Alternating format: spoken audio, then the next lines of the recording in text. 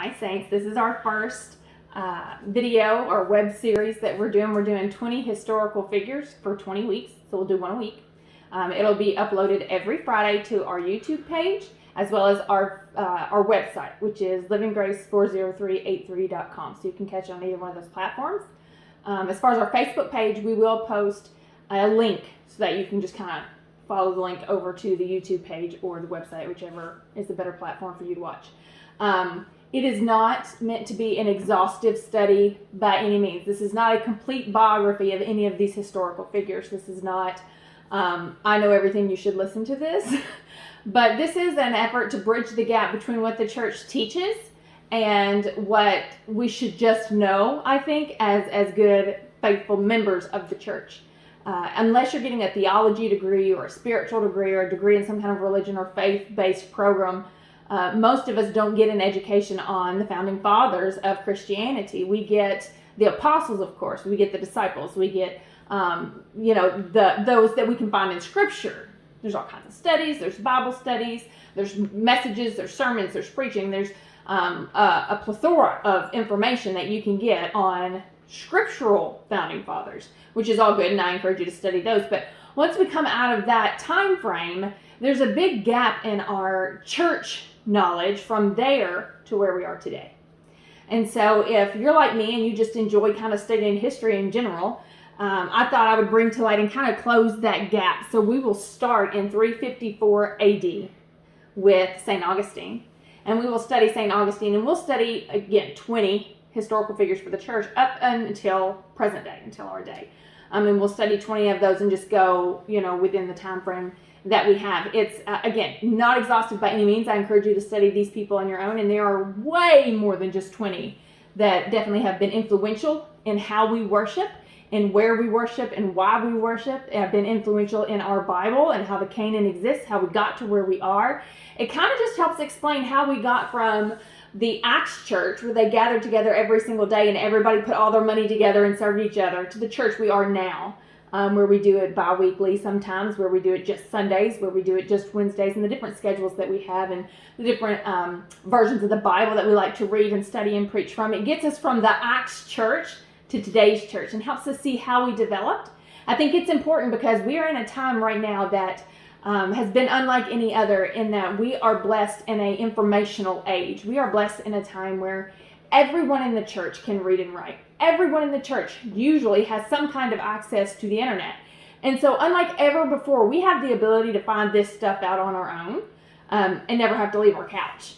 So with that being known and us being able to study the Bible more clearly than ever before on our own without direct leadership, I think it's important that we embrace the ability that God may use to change some of our opinions, some of our long-held beliefs. And it helps us see the difference between a traditional belief that you just believe because that's what everybody does, and a belief that God has put in your heart, because we are in a time now where we can actually study that stuff out. And so I'm hoping this springboards you into the ability to kind of look at that and study that. So again, it's not exhaustive by any means. I encourage you to study it on your own, and there are far more than 20. But I didn't want the series to go on for 16 years. So it'll be 20 weeks, 20 historical figures. I will upload up every single Friday until we get to the last one, which will probably land us about mid-June. So on Fridays, you can look for the link on our Facebook page or go to our YouTube page or our website, and you'll be able to see the most recent upload. They are not going to be super long. This one may be a little bit longer because I'm doing the introduction here. They're not super long, 20 minutes, give or take 5 minutes here or there.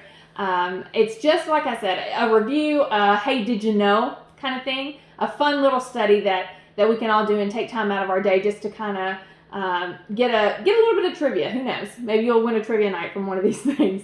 So I encourage you to join us for this every Friday, or, if you don't have time to watch it till Saturday night, it's available, whenever you can follow, and whenever you can watch them, I encourage you to do that. And we'll just encourage each other.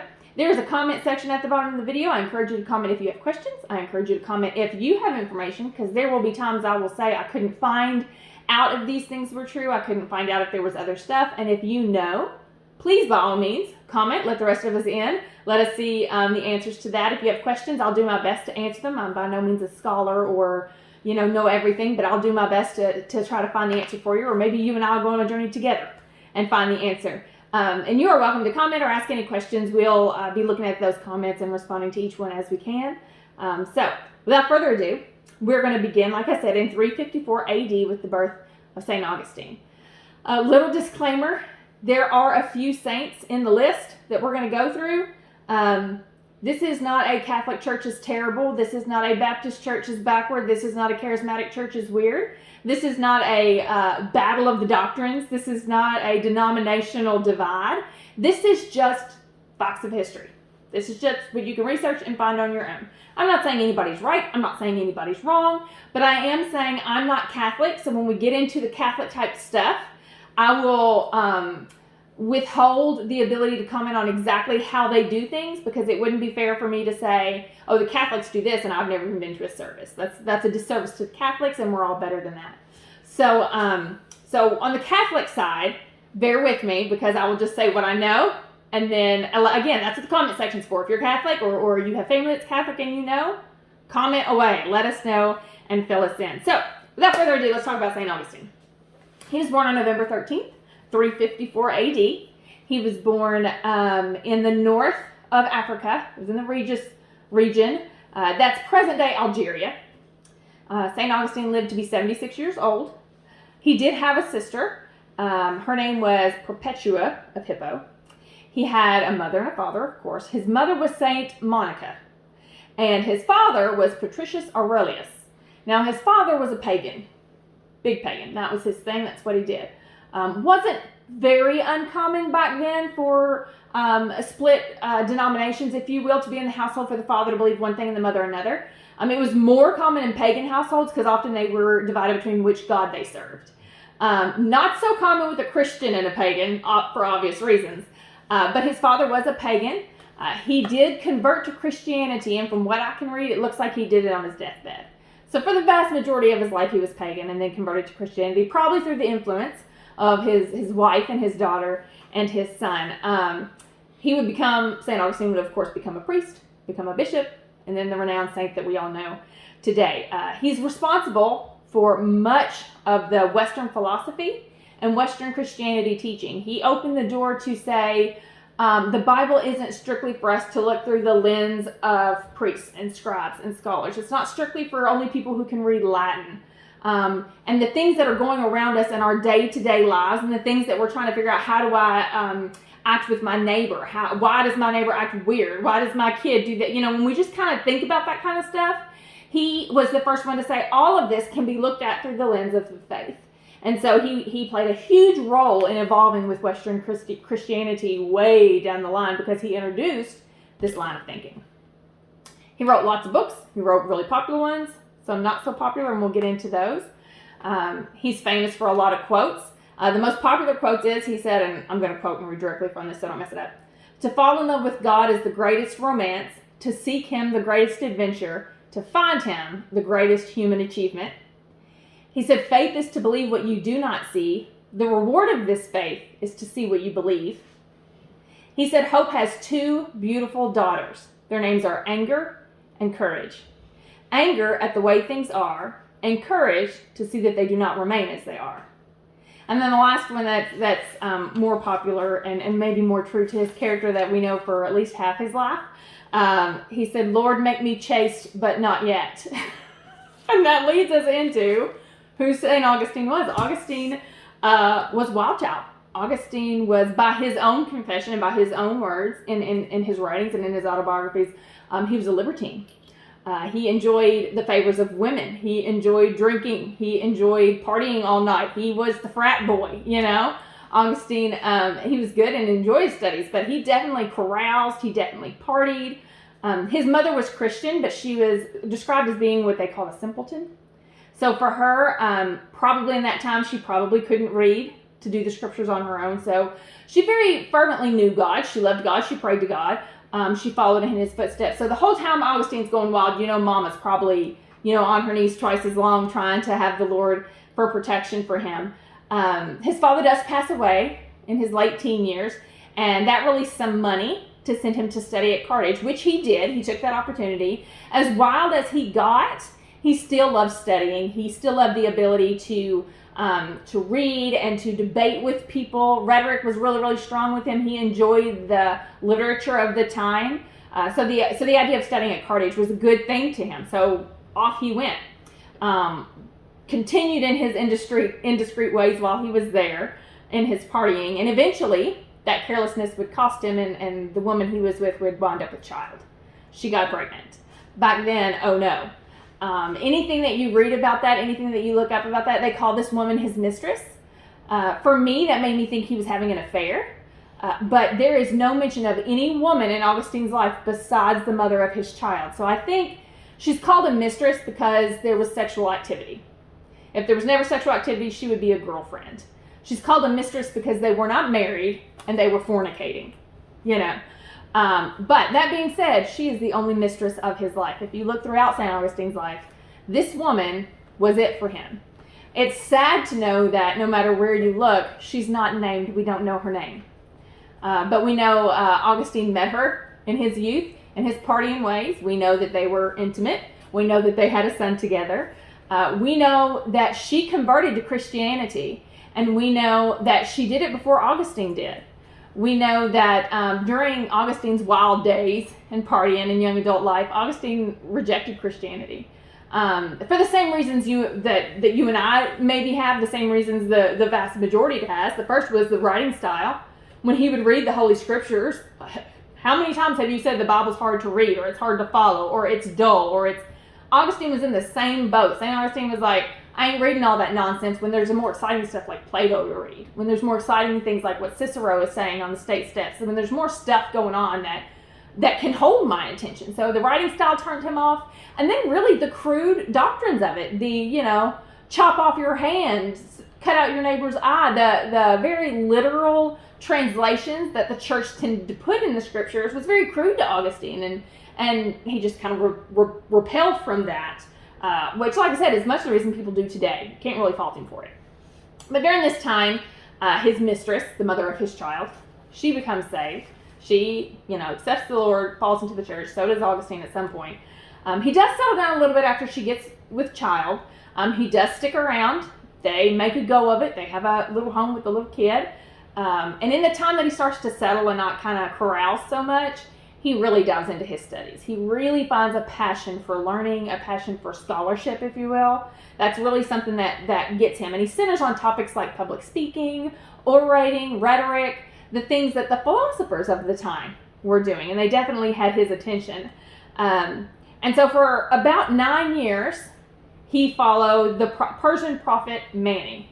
And the Persian prophet Mani, he's kind of like a melting pot. It was almost like he didn't want to, he's kind of like what Living Grace is.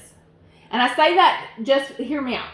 Like, we're Christianity full on, but we're non-denominational, because what our belief is, every single Christian denomination out there is getting a whole bunch right, has figured it out, is doing well with missions, is doing well with giving, is doing well with discipleship. But saying that, we also acknowledge that every single denomination out there has got some stuff we don't think is quite right. We don't quite line up with. And so we're non-denominational, and we embrace aspects of every denomination. We embrace those things, and then it leaves us the freedom for the things that we don't feel convicted about or led for to do however it is God or the Holy Spirit would lead us. So when I say that, it's kind of like a modern take on what the Persian prophet Mani was about. And let me explain that. Because the Persian prophet Mani was a mix of Buddhism, Christianity, Judaism, and Gnosticism. Well, outside of paganism, those were the only four religions of the time. So he was basically saying, I think everybody's getting a lot right, and so we're just going to mush them all together.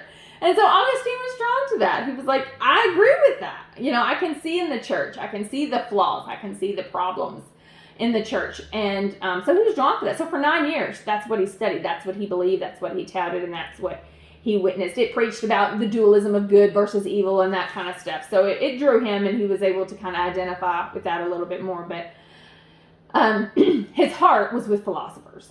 St. Augustine loved the philosophers at the time. He loved the philosophers that came a little bit before. About St. Augustine's time is when philosophers were really getting a lot of time. Plato, Aristotle, the people that we recognize were really gaining momentum in St. Augustine's time. But in 383 AD, he was finding himself unfulfilled with this life of embracing everything and not committing to anything.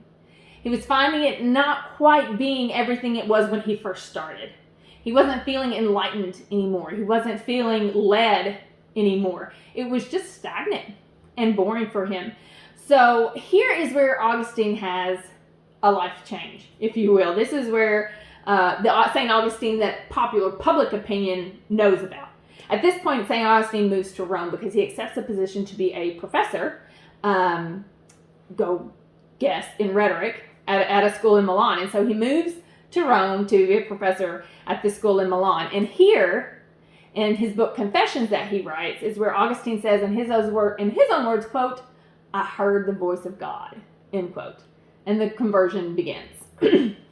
So at this time, his deep passion for philosophy is still there, and it begins to fuse with theology. He begins to say, okay, everything that I believe and agree with my philosopher brothers, on this stuff, I still feel that way. But as he studies theology, he begins to start seeing some parallels. He begins to start saying, well, that's basically what the Bible is saying.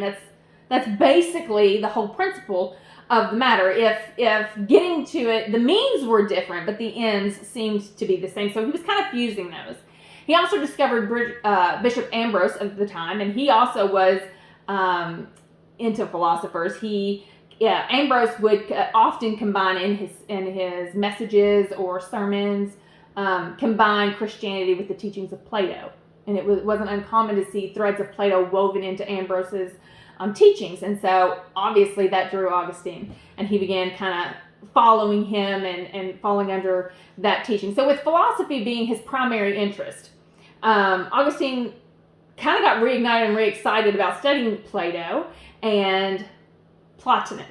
If I'm wrong, say so in the comments. I don't know how to say the name. It's Plotinus. Plotinus is the best I can give you.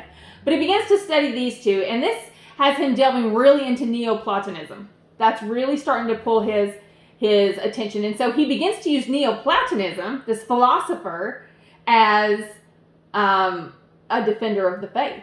He uses that philosophy, that standard, to defend and validate Christianity because he sees the parallels in the two. He was also very drawn, and early in his years, like teenager, 12 years old, he was very, very drawn to the Roman statesman Cicero. And so when he rediscovers that the philosophers in theology aren't mutually exclusive, that passion for Cicero kind of starts to weave its way back in as well. Oftentimes we see nowadays that we think that the church theology is separate from science, from modern day thought process, from psychology, from mental conditions, from mental health. We see a separation. And much like St. Augustine, we're starting to discover the two are not mutually exclusive. One can defend the other. One can support the other and provide evidence for the other. So at 32, St. Augustine comes back to Christianity. He's like, all right, I'm on board. It's changed now. In 387, he became baptized by Bishop Ambrose. He moves back to Hippo in North Africa. He becomes a priest, and in 395, he becomes a bishop. Very prolific writer. Lots and lots of writing during his time. Like I said, academia was his thing. I mean, it was his hobby, his passion. That's what he did. And his philosophy and theology remained really closely intertwined. He was very dedicated to the philosophers of the time and very dedicated to theology and the study of the scriptures of the time as well. If you want to look at his autobiography, that book is called Confessions, authored by St. Augustine. You can find that on Amazon. You can find that in your local library. It's super popular. It's not going to be hard to find if you want to get an exhaustive autobiography of St. Augustine. He also wrote The City of God. There's 22 volumes of that, so it's kind of big. And then another really popular one was called Retractions. And this one he published later in life because he reconsidered his stances earlier in life, and he wrote about that, about his earlier thoughts and his earlier works. That's what that book was about, which I think is a beautiful thing for us to see, that as we grow in the faith, we realize some of the things we thought at first were wrong aren't so wrong, or vice versa. When I first came into the faith, I was very, very young. And then as I grew, there was a time I preached against women preachers. I am a woman preacher. So like Augustine, I would have to do a book of retractions because we grow and we learn. And Augustine is showing that's a good thing and it should happen to everybody with that book. He has a lot of other less popular books he wrote. He wrote Against the Academies. He wrote On the Greatness of the Soul. He wrote the book on free will, another book on grace and free will. He has a lot of lesser known. But he basically just, throughout all of his writing, he uses philosophy to justify Christianity. Now, some of his time saw it as heresy. They, were like, that is secular, and this is church. You don't combine church and state kind of attitudes. This goes in this box, this goes in this box, and the colors don't bleed kind of attitude about it. Didn't slow him down any. He still did it. He still got to be a priest, still got to be a bishop. The church was still very supportive of this. Because in spite of it all, and in spite of him going into philosophy, and a lot of philosophy wasn't conducive to Christianity. A lot of philosophy didn't say there was only one true God, the great I am. And so that's why there was a little bit of a divide there. But in spite of that, St. Augustine believed only Christianity was the real truth. And the only way philosophy could gain real truth was when it was looked at through the lens of Christianity. So he always said it was centered on the Bible and that kind of stuff. Faith comes first, and then that is supported by reason. That was kind of his thing. In 430, Vandals sacked Hippo, where Augustine was living. But Augustine would die before the city surrendered. He refused to leave during the siege. He didn't want to leave. He didn't want to evacuate. He didn't want to go somewhere safe. He was sick.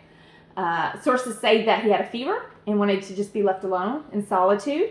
They honored that, and on August 28th, 430, he passed away before the city surrendered to the Vandals. Pope Boniface VIII canonized him as the patron saint of brewers and printers. Printers, obviously, because he was a writer. Brewers, because of his conversion. Prior to his conversion, he was a drunkard. Prior to his conversion, he, imbibed quite a bit. He encouraged others to imbibe. He was that. And so he's the patron saint of brewers, which my household is a one-income household, and my husband works at a distillery. So it's fun to see those correlations. Not that we're ever going to pray to St. Augustine, but I'm just saying it's fun to see who you identify with here. And so he's got some other lesser-known titles, but the biggest ones is he's the patron saint of brewers and of printers. The Catholic Church recognizes August the 28th, the day he died, as his saint's day.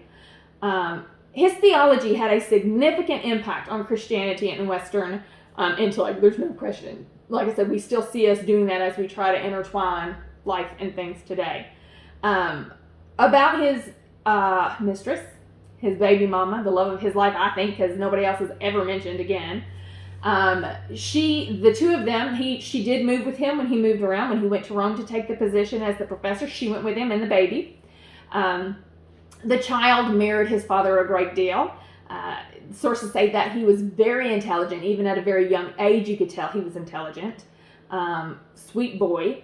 And then the mother, St. Augustine's mistress, felt a crushing weight of conviction about the living situation. Marriage had been discussed between her and St. Augustine. Augustine's mother would prefer that they be married. But every source that I found said there was a problem with it. And so they never got married. I could not find out what the problem was.